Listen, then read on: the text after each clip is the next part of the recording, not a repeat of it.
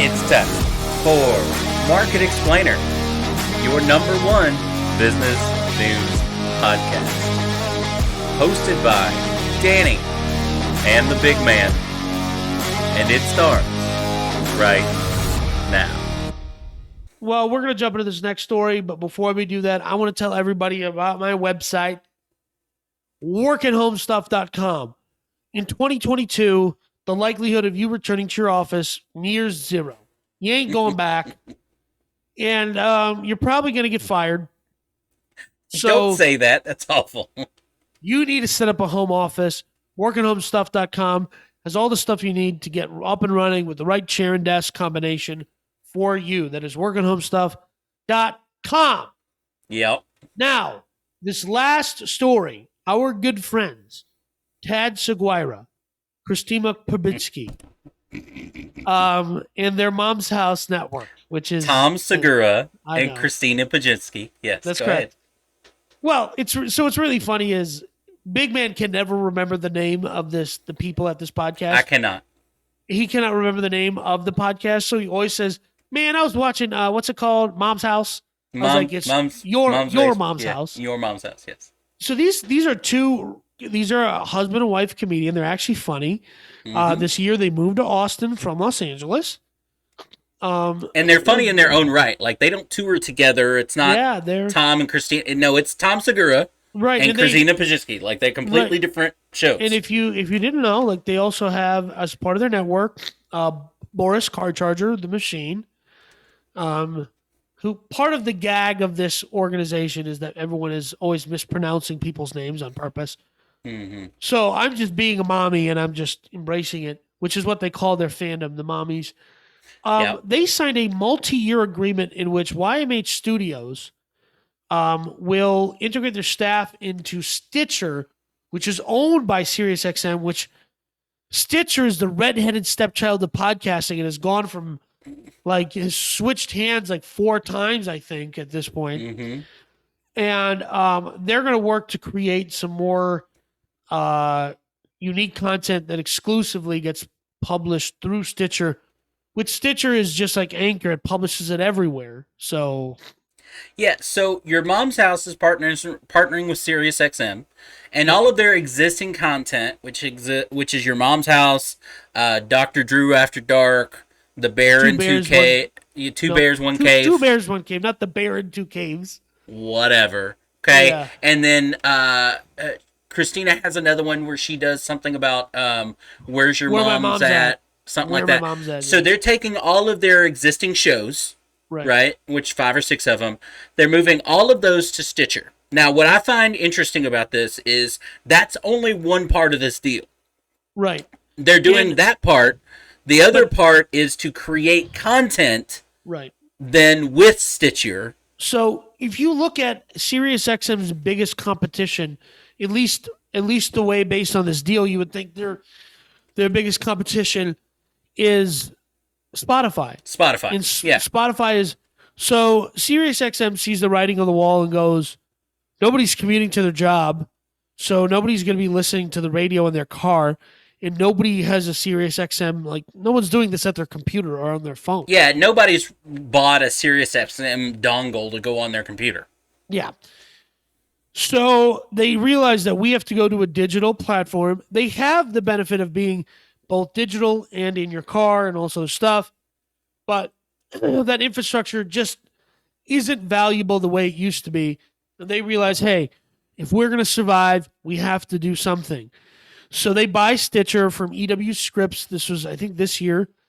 So they're going to make a huge new focus on podcasts. Mm-hmm. It's called Sirius XM Podcasts. I think they also own Pandora, which is weird to me. I didn't know that. They also own Pandora. So your Mom's House podcast is going to do all of their existing podcasts and have agreed to create content with Pandora and Stitcher on top of that. So it's not like the Joe Rogan where Spotify just said, hey, do your thing and we're going to pay you for it. They want them to do their thing and partner and do stuff together as well on top of it. Right. And which is interesting to me is here's like a lot of people saw the story and thought, oh, great, now I have to have SiriusXM to listen to your mom's house. They're like, no. The deal, everything, the way you get Your Mom's House or any other YMH podcast stays exactly the same. Which, when you look at other deals that brought podcasts into a huger, bigger network, was not the deal. Was you have to exclusively work on our app. So because Joe Rogan, there's a big complaint people have with Joe Rogan. It's like you can't get it on YouTube anymore. You can only get it on Spotify, which is where he found his audience. Right. Right. And then you're expecting that audience now to follow you to Spotify, which is what Spotify wanted. And that just hasn't completely been the case. And I think, and this is me speculating, and I don't really hang out with Joe like I used to, which was never, so I never hang out with him. But I think that he felt like he had become too much of a lightning rod, and like he just didn't want to be. He just wanted to be a pothead comedian with his buddies and just hang out and talk crap. And he wasn't allowed to do that because if he had one person on that was remotely political, everyone lost their marbles. And if he said he took a medicine prescribed by his doctor, everyone was like, he's going to kill people. Well, he did sell out 2 shows in Canada for January that he can't travel to Canada. Yeah, I know. But anyway, but yes. So look, here's what I find. Here's my best quote out of this entire story, and it's by Christina P. is what she goes by. And it's, quote, "We couldn't say no to partners like this because they know what they're doing. They elevate what they're doing, and they're paying us a lot of money." Yeah. End quote. Like, that is her direct quote about this partnership. Like, she got in the, hey, they know what they're doing, which Sirius XM does not. They've been around forever and can't seem to grow because they don't know what they're doing. They have no idea. They keep failing. They have a decent product. Because if you have Sirius XM in your, if you're one of those people like me, I have Sirius XM, I no longer listen to normal radio. I would much rather listening to the things that I want to listen to, whether I'm driving from Austin to Dallas and I don't have to deal with local radio shows and whatever. I get to listen to if you ever go to satellite radio, you never want to drive a car without satellite radio ever again. Yeah, and I know this as a fact because my sister bought a new vehicle and it came with a few free months of satellite radio. And then like it ended and she's like, I have an hour-long commute and I can't go back to regular radio. So I have to buy, I know people who are... So you have a product like that you haven't been able to grow. You have a product that once people use, they never want to go back. And I don't... And I don't can't grow. I agree. Yeah. So, Yeah, so I think that, YMH is the biggest podcast studio, and that is not... And this is not disparaging to Tom and Christina. I'm just saying, like... There wasn't a larger talent. There wasn't a bigger podcasting name. It's not like they could reach out to a bigger company and say, hey, do you guys want to do a deal? Because they'd all be like, hey, man, your guys' boat's on fire and it's sinking at the same time? I don't think so. So their only opportunity is to make a hard pivot and pay someone and hope that YMH, together with Sirius XM, Stitcher, and Pandora, can grow. And I think Pandora, the fact that, and I learned that they own Pandora from this article. Yeah, well, see, look, I've definitely not watched Your Mom House as much as a bunch of people out there. I would not consider myself one of the mommies, but I do watch it on occasion.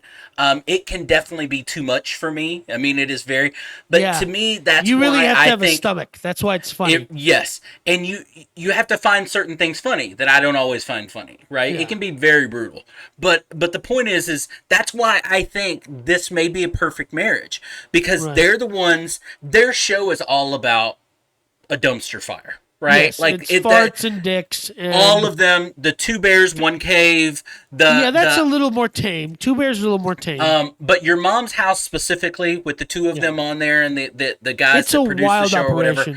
Yeah. It's a wild show, and that even when they get a guest on, you think, okay, they're going to calm it down for guests. No, they do not. And typically the guests are other comedians, right? But hey, they've had Grant Cardone on their podcast. They've had other they've had some business people. Tom on his Tom Talks podcast has interviewed Kevin O'Leary and Damon John from Shark Tank. So, Dr. Drew from the old Love Lines is with he does a show with Christina P, right? But it's Where dark. they basically do love lines. Wild. But you can definitely see Dr. Drew. And look, I used to listen to Dr. Drew way back on Love Lines on radio, late night, right? Whatever. And Adam Carolla, right, was his opposite or whatever. There are times where you can tell, there are times during every episode where he gets embarrassed. Like, Christina takes it to a place he is a board certified physician. He has his medical credentials are not to be trifled with. No. He is not he did not go to some Caribbean school and get a degree in psychology. He is a real legit doctor. And this is what he is doing. And has been doing this for decades. Yes. By the way. So his wisdom is off the charts. His intelligence is off the charts. He's actually a very smart guy, and I really do appreciate his insight into a lot of things. Him and Joe Rogan have a beef. Don't know what that is about. Want to learn more. Would love to learn more. Imagine from his perspective, your main partners over the existence of your radio helping people career are Adam Carolla and then Christina P. Right? Two comedians like that's. But he does it well. Yes, he knows how to take a joke and rolls with it. So the other thing too about these two is they pioneered's a strong word, but they realize that some of the stuff that they like to talk about is gross for me. I am grossed out. Okay? Sure. But that's them at a tame level, and they want to go further grossed out, and they can't on YouTube. So they established their own live streaming platform. Now, here's what happened. A company approached them and said, if you guys want to do a live stream where you get to show whatever you want, and they call it the heavy segment. Yes. And it is I just heard about some of the stuff. I'm good. Yeah, I'm good. I'm out, I'm good. Sam. I'm out. I'm good. But that's my point, is their show is a dumpster fire. Sirius XM or whatever is a boat catching fire. So it's like, they're like, well, hell, what happened, whatever, if Sirius XM or whatever, because two different companies merged to become Sirius XM, they used to be competitors. Because the market did not have enough room for XM radio and Sirius. Exactly. So you have these people, from your mom's house perspective, from their perspective, what's the worst that can happen? This company folds 2 years from now, and I go back to I keep my audience and keep going on YouTube. Yeah, so that's the thing, is they get to keep everything that they're doing is the same. My guess is the only difference is the point of origin for their podcast. So we upload our podcast to Anchor.fm. Correct. So the native app where this gets uploaded will probably be Stitcher. It doesn't matter. It's because it goes out to it goes to YouTube. Their podcast will still be on YouTube. Apple Podcasts to everybody. It'll still be everywhere. So what difference does it make? So it doesn't make any difference to them, and they get paid. Right. So what's crazy is they did those live streams. The company goes, what in the world? And they said, hey, we wrote this contract, and in the contract we said, we're going to show you really gross stuff. And we actually contacted your executives and said, can we show you what we're going to put on the show before we do it so you don't have a problem? They said, we're fine. They did not have a clue what the YMH community and the mommies out there were able to crowdsource. So what ended up happening is that company said, we're really sorry, but we have to take this off our platform. So they pioneered these live stream podcasts that they do. They did a live one here in Austin with Joe Rogan. And it's like they show Joe Rogan the nastiest stuff. And there's a part of me that really enjoys watching him react. But what I'm trying to get at is these aren't just your average podcasting comedians. Like Tom Segura is a legitimate entrepreneur in his own right. Yes. And I do think his production company will bring something to Sirius XM that they need. But what I was trying to say was they couldn't go get a Joe Rogan. They couldn't go get a bigger name. So what I'm saying is there could be a synergy here where Tom and Christina might not have had the clout in the market because they'll show you a video of a guy in a septic tank who's enjoying it for all the wrong reasons. Right. I can't They are get that not image. for everybody. They are not. Right. Even Joe Rogan is still a populist podcast, right? Yeah, he's still Most of the things he has a talks bigger about audience. are popular, Yeah. ideals. He's a comedian, but he's down to earth. That he's Right. still at what I would call in that, the pop music is called pop music for a reason, right? Most Right. people like it, right?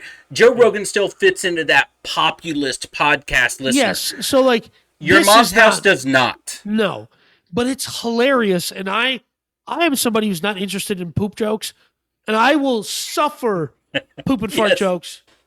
I like a good dick joke. Who doesn't like a good dick joke? Right. But I'm just saying I'm not a poop and fart guy. So, which is odd considering the rest of And mine. if you are up for a different podcast, Yes. different than anything you've listened to, and you've never watched Your Mom House podcast, Yeah. go and watch it. What and suffer through two or three of them. So there is a Two Bears, One Cave where Boris Carcharger tells Tad Seguira that he drinks, I think it's 32 ounces or 64 ounces of Kool-Aid every day. It's unstoppable. It's Bert Kirshner, and Tom Segura. Bert Kirshner, but and that's why they call it Two Bears, One Cave. Kirshner, Because they're both bearded Kreischer. yeah, they're both. Kreischer. Yeah, But whatever, it's Kreischer, it's, whatever. Listen, it's a meme. Nobody ever pronounces his name correctly, which is why I Right. keep saying Boris Karch. And and when I say it's a meme, there's a guy who lost like 100 pounds, and he said, I did it because I was inspired by my favorite comedian, the fattest comedian in the world. And he says Bert Chrysler, and the host of the morning show just goes along with it, like, okay, there's Bert Chrysler. That makes sense. And Right. like, he's not even that fat. Like, Ralphie May was. No. But everybody knows him as a comedian. He's the guy that ends up taking his shirt off all the Yes. time. You know what I mean? During his comedy skits or whatever. So like, no, here's what I think. I just want to close on saying this much. I think that this is going to be one of those things where, because they do exclusively poop and fart, no one really takes them seriously. But Tom Segura is a legitimate entrepreneur, and the crew he's put together, Patty, his name used to be Nadav, but he moved to Texas, so he decided he's Irish now. Right. Right. One of the oldest Jewish cemeteries in America is in San Antonio. So just Well, relax. but look, the point is that, and they all moved to Austin, right? Yes. This year, and The they South moved Austin, though. Yeah. They moved their producers and everything with them. The whole right? operation. They brought the whole operation here. Look, I think this is and look, they have disclosed no money on this. Yeah. Like, everybody knew the Spotify deal and Joe Rogan. They've disclosed no money. I'm assuming usually when they don't want to disclose it, it's because, hey, we're giving you some money up front, but we're sharing profits on the back end. And we don't want anybody to know that, right? As far as how much we're making and when we're making and that kind of stuff. Like movie deals. A lot of movie deals are this way, where you make money on the back end, not the front end. Right. And then nobody discusses because nobody in the movie industry wants... The producers don't want anybody to know how much they make, and you know what I mean, the people, the distributors, and nobody wants to know what anybody else is making, because they really don't want anybody to know how much profit is made off of anything. Right. So I'm assuming there's front end and back end money here. So that's why they didn't disclose it versus Joe Rogan, where it's just, hey, here's a bunch of money. Right. Now let me ask you a question in closing here. If you had to guess, what do you think the total compensation across this package is for YMH and to Sirius, or all the way around? Sirius is giving YMH. If you had to guess, we're just speculating. We're speculating. Yeah, and this is one of those things. I think it has a lot of upwards potential. Yeah. Right. Yeah. I think the deal that they're getting bottom is in the tens of millions. Yes. I think with the potential of hundreds of millions on the back end if it does what they hope it does. So here's what I think. I think they're looking at Earwolf, they're looking at Wondery, they're looking at Barstool, and they're saying, hey, this is a small niche group of people that has the talent and the infrastructure, and if we just pour fuel on their fire, they're going to be able to build out other stuff. Here's what I think. I think this couple is so respected in the comedy community. I think that there's so much heat and attention coming onto Austin. I think that they're going to build. I think their deal is at minimum 10 million with an upside to 25 to 30 million annually. And I think that this is actually going to succeed. That's why I say that the deal, I would not be surprised if the front end number was as Yeah. low as $10 or $15 million. Right. Right? Like I wouldn't be I surprised. don't think it's below 10. I don't think It there's would any way it's it below 10. it wouldn't even surprise me if it was $5 million. If but my point is because what I guarantee why they've said, and that's why they didn't say this, because Right. it would be what you would think after Joe Rogan signing $1 billion, you know what I mean, $1 Yeah, billion deal. 100 million. It was 100 million. Whatever, but it would sound like a small amount of money, which is part Yeah, of the it's reason I think probably they what it didn't is, put yeah. out there, right? Which is, by the way, Joe Rogan, um, hired Tom Segura when Tom was just starting out as a comedian to open for him, and that is where a lot of his career success that he would credit it to. And that's a lot of these guys have done that for each other. Correct. It's not just Joe Rogan's kind of made that a mission of Correct. his, Yeah. and he still does. That's part of the reason the whole Austin Comedy Club. He wants to Yes. give what he considers new comedians that don't get an Starting. opportunity in today's world a better opportunity, a place to come and actually grow and work on. Because he's a guy that believes in you have to work on your craft. Even as a Right. comedian, you have to build jokes. They Right. just don't write themselves. You have to build out jokes. Correct. And you have to test out jokes and manipulate them and whatever. He believes in comedy as a craft, as an art form, and that's not every comedian Right. believes that way, right? He does though. So he wants to build a some place. comedians don't believe in writing. They just believe go out there, start talking, record it, chop it up. That's what they think. Yeah. But he believes in that. So the point though is I think it's a small number up front, smaller than you would think, right? In that 5, 10, $15 million. But if it does take off, if it does really push Sirius XM, Stitcher into that, hey, this is a podcasting giant. We're going to compete with Spotify. Right. I bet you it's worth ultimately hundreds of $1 million, like you Yes. said, where it's 25, 30, $35 million a year Right. for 5, 10 years. And now all of a sudden, what they get on board for doing something they were going to do anyway. Right. Because they were trying to build the studio, like their business, and they were already, because there's podcasters, like a car podcaster called Smoking Tire, who Tom's just friends with, and is like, hey, I'll get you better ad deals if you give me a little cut on the back end. You don't even have to call yourself YMH. And he did that, and he's like, I've never got ad rates this good. And he took a little bit on the back end, so he's a really shrewd businessman. And I think that this is that's podcasting moving forward. Yes. Podcasting is what, to me, the move forward for podcasting, which is part of the reason we have a podcast that we're Correct. going forward with, is that what the movie industry was 50 years ago. You Correct. get people, you get talent on board by compensating them. Everybody deserves to be paid up front for your time and stuff like that. Right. But the real money comes from the investment on the back end. The partnership, the deal on the back end. When you make money, I make money, we all make money. That's where, that's again one of the big things I wish people would take from this Market Explainer podcast is Right. sharing wealth is where real wealth is made.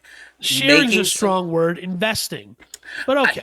But that's the point. In this case, I guarantee you, they're making money on the back end. If SiriusXM, Right. Stitcher, whatever makes money, they're sharing that money Yes. with now Your Mom's House podcast, They're which is where the compensating, real money will be Right. made. Yep. I think this is an awesome deal. So, And speaking of that on the movie thing, one of the biggest things, Dan Marino back in the made a movie, right? What's the movie Yeah. with I don't know. Dan Marino and Jim Carrey, right? The original Pet. Ace Ventura Pet Detective. Ace Ventura Pet Detective, right? They offered Dan Marino back in the day, instead of getting paid, it was something like $1 million or something like that. Yeah. They said, "Hey, do you want You $1 get million points on the back or end, do you yeah. want points on the back end?" He took the $1 million or whatever, and it's been proven if he'd have taken the back end deal, he'd have Yeah. made something like $150 million since that movie came out, right? Hey. So he gave up. Right. Because he thought this is a garbage movie, right? It's a comedy. No way this catches on. And Jim Carrey got paid. I think it was like $7,000 or something. Right. But he he made got back so in much points. money. He got Right. back in points, and that made him wealthy. He made an obscene amount of money. Where the Miami Dolphins quarterback, right, didn't get that because he didn't think it was a deal. But that's my Yeah. point. That's podcasting moving forward. Is this Yeah, and kind listen, of stuff?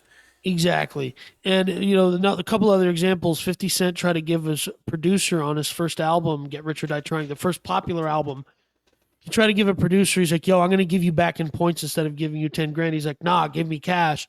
He's like, bro, I'm trying to help you here. And the guy just refused. He's like, no, I need cash now. And he's like, they've done the math, and it's like the back end points on Get Rich or Die Trying. The residuals to this day, instead of 100,000 or 10,000, whatever the number was, the guy lost out on like $15 million. Yeah. What's the guy from the first Fast and Furious movie that was recast in the second one and then from then forward? Vin Diesel. No. The guy that was in the first Fast and Furious movie. Yeah. That wasn't in any of the rest of them. He was recast. The rapper? Yes. Ja Rule.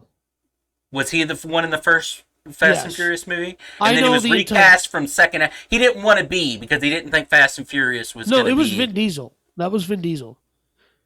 So Paul Walker did the first one. He did the second one. He didn't do the third one. And then they brought him back for the fourth one. Vin Diesel didn't want to do any of them. But the studio...